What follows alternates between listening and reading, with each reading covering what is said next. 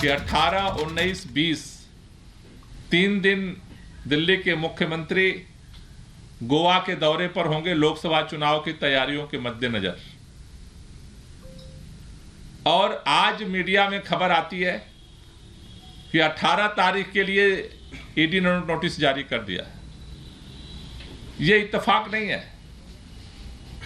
आप इतने दिनों से चुप बैठे रहे और कल कार्यक्रम मीडिया में घोषित हुआ और आपने नोटिस मीडिया में जो है भेज दिया। यानी ये साफ दिख रहा है कि आप किसी भी तरह से विपक्ष को लोकसभा चुनाव में जो विपक्ष के नेता हैं उनको प्रचार करने से आप रोकना चाहते हो। यानी अरविंद केजरीवाल की मुश्किलें कम होने का नाम नहीं ले रही हैं। तीसरा जो संबंध था वो तो स्किप कर दिया, लेकिन अब चौथा संबंध भी ईडी ने भेज दिया है। अभी उसको लेकर भी बवाल थमा नहीं था कि अब चौथे संबंध पर क्या अरविंद केजरीवाल जाएंगे या फिर इस संबंध को भी स्किप कर देंगे, क्योंकि अरविंद केजरीवाल की तरफ से ये जानकारी दी गई है कि लोकसभा चुनाव प्रचार के लिए वो गोवा जाने वाले हैं। अब सवाल ये खड़ा होता है कि कार्यक्रम को रद्द करेंगे या फिर चौथा संबंध भी स्किप करेंगे और उसके बाद के परिणाम क्या होंगे, इस रिपोर्ट में आपको दिखाते हैं।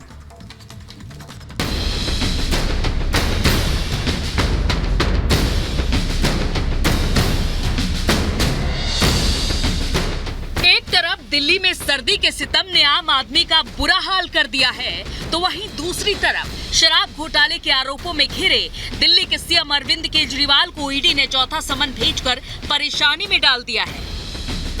ईडी ने चौथा समन भेजकर केजरीवाल को 18 जनवरी को पूछताछ के लिए बुलाया है, जिसके बाद राजनीतिक गलियारों में चर्चा ये तेज हो गई है कि अरविंद केजरीवाल अब आगे क्या करेंगे। केजरीवाल को ईडी का चौथा समन, आप में सियासी संकट पर मंथन। आपको बता दें कि सीएम अरविंद केजरीवाल अभी गुजरात दौरे से लौटे हैं और 18 से 20 जनवरी को उनके गोवा दौरे का भी कार्यक्रम है। जानकारी के मुताबिक केजरीवाल का ये दौरा लोकसभा चुनाव के मद्देनजर होने वाला है, जहां उनके साथ पंजाब के सीएम भगवंत मान भी होंगे।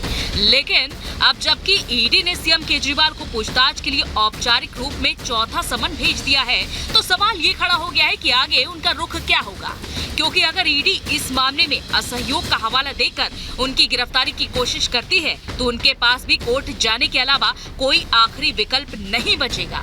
लेकिन मुसीबत यह है कि ईडी पहले ही इस मामले में उनका नाम चार्जशीट में डाल चुकी है।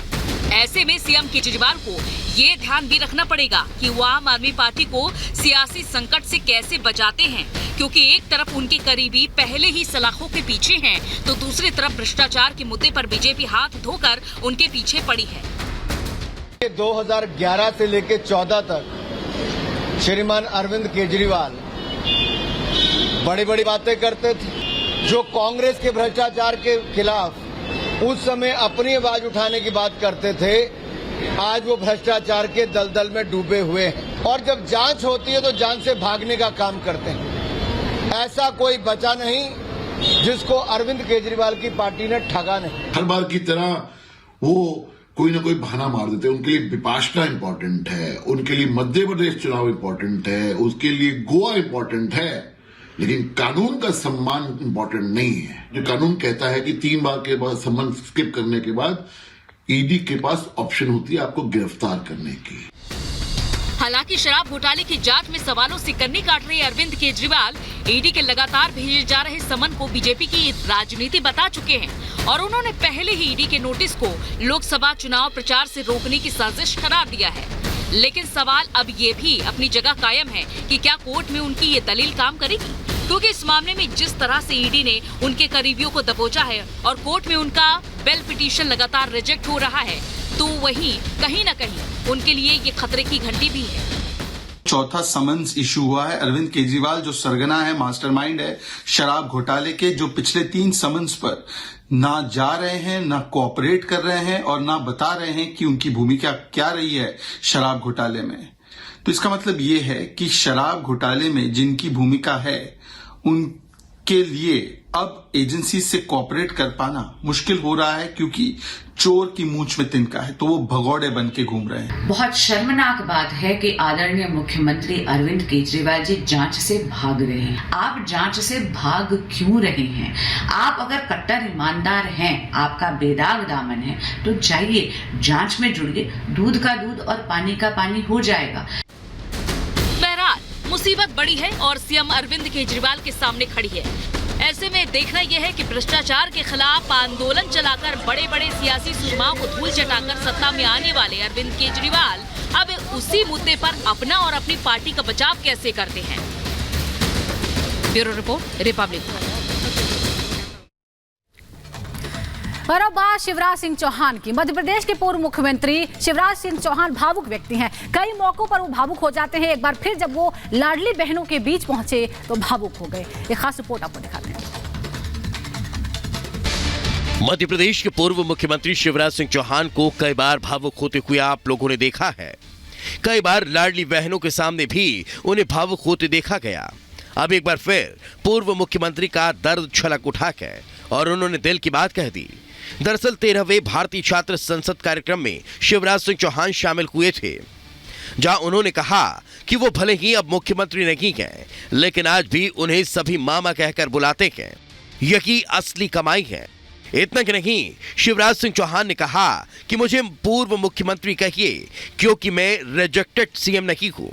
उन्होंने सीएम के पद को लेकर कहा कि सीएम पद छोड़ दिया है तो ये नहीं कि मैं राजनीति नहीं करूंगा।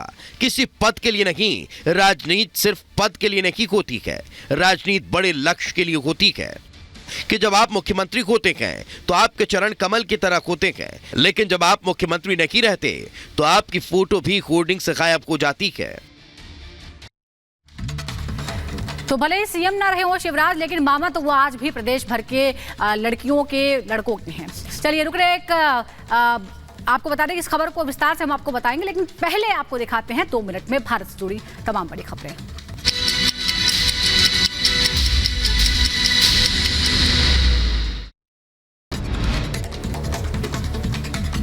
इंडी गठबंधन को लेकर सूत्रों के हवाले से खबर। खड़गे को इंडी का अध्यक्ष किया गया नियुक्त। संयोजक पर इंडी गठबंधन की बैठक हुई। नीतीश कुमार ने संयोजक पद को अस्वीकार किया। कहा कांग्रेस से ही कोई बने संयोजक, मुझे दिलचस्पी नहीं। प्राण प्रतिष्ठा का निमंत्रण अस्वीकार करने पर कांग्रेस पर गिरिराज सिंह का हमला। कहा कांग्रेस के डीएनए में हिंदू विरोध है। अयोध्या में राम नाम महायज्ञ का होगा आयोजन। महायज्ञ के लिए सरयू नदी के घाट बनाए गए 100 कुंड, साथ ही बनाए गए 1008 शिव कुंड। प्राण प्रतिष्ठा से पहले राम मंदिर में किया जा रहा महायज्ञ। अलग अलग प्रदेशों से आए 108 आचार्य कर रहे यज्ञ। प्राण प्रतिष्ठा समारोह से पहले भगवान राम को भेंट किए जाएंगे धनुष और बाण। धनुष के निर्माण में इस्तेमाल हुआ करीब 700 ग्राम सोना।